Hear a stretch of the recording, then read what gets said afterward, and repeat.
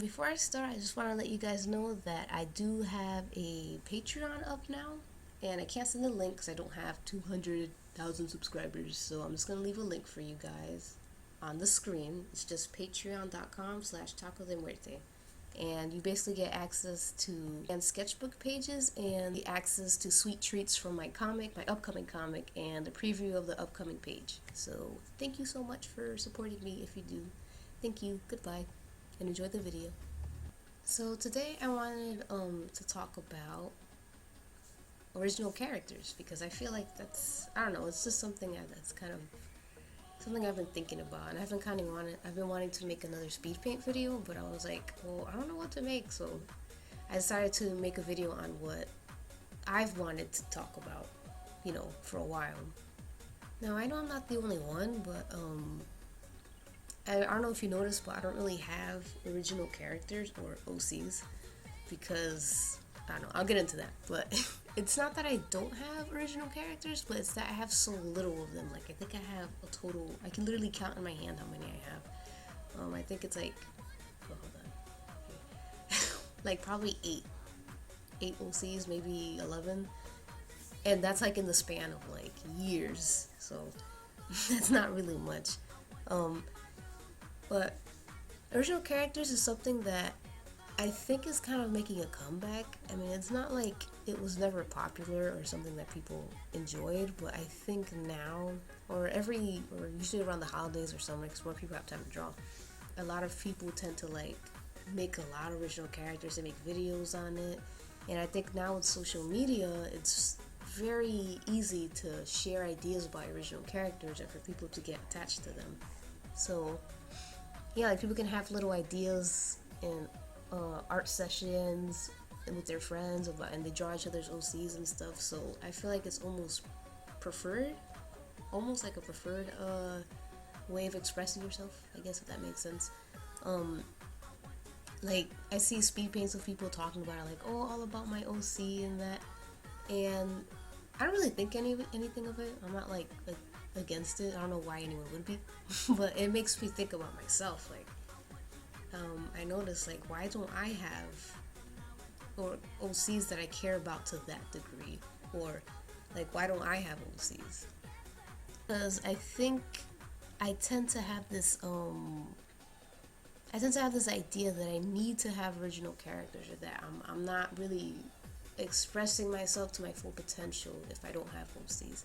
So I'm just gonna kind of talk about, I guess, the inception of my fan art, because I consider myself I don't really consider myself a fan artist, but I just consider myself an artist who just likes to draw art for existing things, which is technically fan art, but whatever. So when I was really little, like as far as I can remember, I always enjoyed taking characters that already exist and kind of like just morphing them beyond recognition to their original homes, I guess. Not really a better way to say that. But like I remember I used to really like Ash from Pokemon. And I enjoyed the show too. I used to watch Pokemon. I was like probably 7 or so.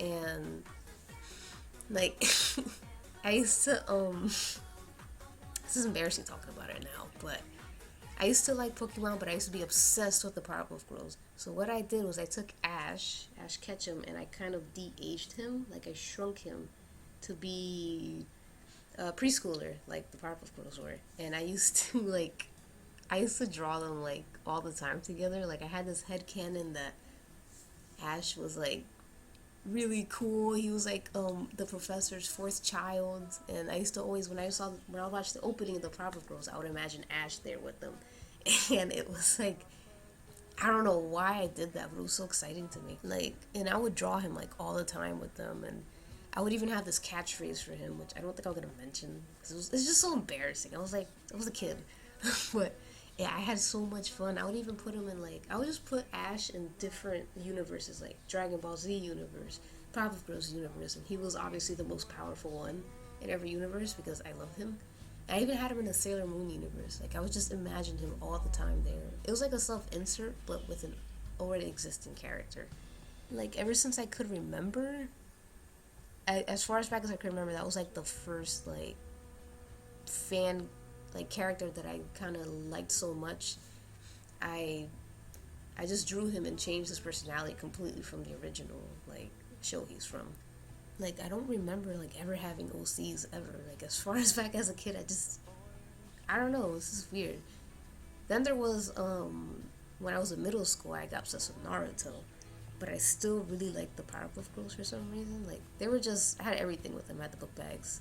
I loved the Powerpuff Girls, but I would have this another universe where the Powerpuff Girls they would be 13 because I was 13. Of course, I have to age them up to my age so I can relate to them. I still do that too, but they'd be 13 years old, and Professor moves them to Japan for some reason. I don't know, and they're in Konoha, and they're just there for no reason. That's it. And they have fingers and everything, but the way I designed them was that it was a different design. Like they were kind of based off of Bleed Man's Powerpuff Girls Doujinshi, I think. I think that's what it stands for. PBGD? I don't know. He's so disgusting, though, that artist. But I digress. Yeah, I had like I was just enamored with just the whole Naruto universe, and I was just like, all right, this would be better, but if the Powerpuff Girls was in it. And I had this thing where I'd pair up Naruto with Bubbles, Sasuke was Buttercup, and I think Gaara was Blossom because their hair matches. I didn't care about Blossom though; she was my least favorite. But of course, I drew a lot of Sasuke and Buttercup fan art. Like just thinking about it, like I was just so immersed into that universe I had, and it was just like if you saw the drawings, which I'm gonna put up now, you wouldn't think they're the Powerpuff Girls. You're like, who are these characters? You could tell the Naruto characters, but the Powerpuff Girls characters, the designs were so different from the original that they could almost pass as my own original characters. And like, let me tell you, I even had like I still have it. Like I have like 10 pages of a comic I was working on when I was like 13 of the Powerpuff Girls in Konoha, and I never finished it. But that's how obsessed I was with this thing. And now that I'm saying this, I realize I literally have not changed at all when it came to doing stuff like this. I remember like staying up late and wishing that Buttercup was like my own original character because I just loved her so much. And it was just really fun having her interact with a character like Sasuke. Because I kind of made them both emo. But yeah, like, I also headcanon that Buttercup was Dominican like me. And I'm like, what? She like, I did it again. I did the self-insert thing. Like, Ash is long dead. And Buttercup was my new, like, self-insert character.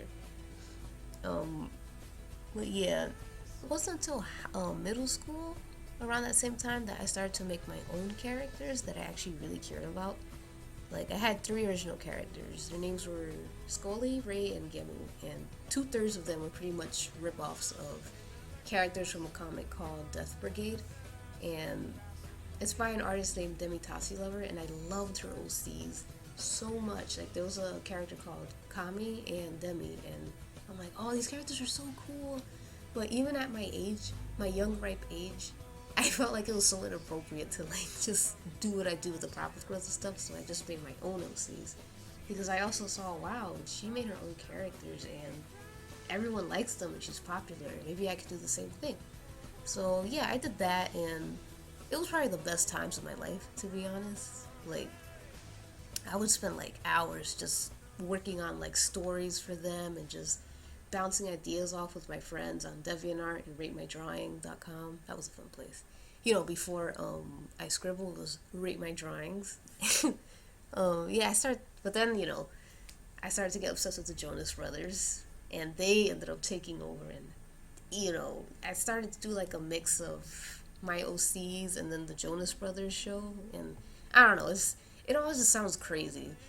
But my Jonas Brothers obsession, like, it was sweet at first, but it quickly became just sinister and really creepy. So, luckily, you know, I started getting into Glee around my junior year of high school. So this was all high school, by the way.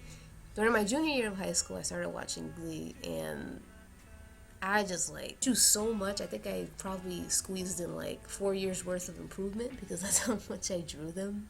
And I still drew my original characters, but I could tell my obsession with, because I was obsessed with those OCs for a while. Like I was drawing them for like 2 to 3 years. But once I started watching Glee, I could feel my obsession with my OCs like kind of fading. Is it fading? I don't know. It was like wearing out.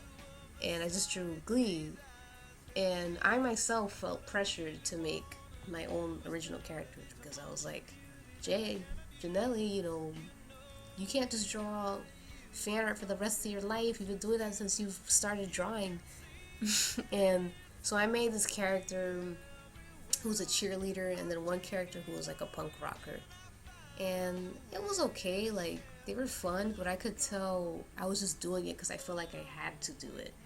And people liked them too, they genuinely liked them, but I just could tell, like, eventually I just stopped because I'm like, I don't care about these characters. I'm just doing it to impress people and, seem cooler, I guess, or seem like I'm super original. So now I just do what I do, like with Glee, 90210 now, which I never thought I'd do, but it's just like, now I kind of embrace it. I feel like I embrace my weird knack for like taking existing characters on TV and just like altering them to the point of beyond recognition.